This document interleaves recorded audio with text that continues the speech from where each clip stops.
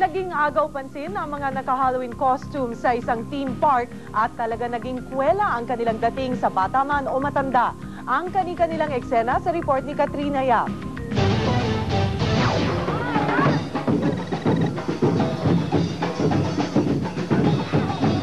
Ngayong Halloween, samot-saring nilalang mula sa mundo ng kababalaghan ang nagpatalbugan ng costume. Iba-iba rin ang mga kasuotan ng mga nakisaya sa Enchanted Kingdom. Pero mga cute tulad ng mga batang ito. Pero nanaig ang mga nakakapangilabot.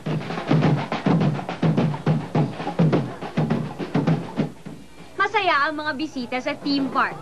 Maliban sa libreng entrance, maraming papremyo para sa mga naghanda sa araw na ito.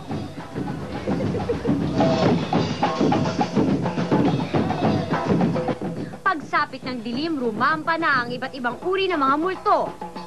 Patay, mangkukulam, demonyo at halimaw.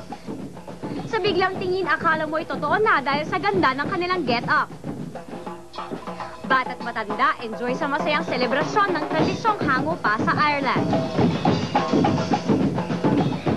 Katrina Yap, ABS-CBN News. Nakakatuwa yung mga yun. Ikaw ba nag-attend ka ng Halloween party ngayon?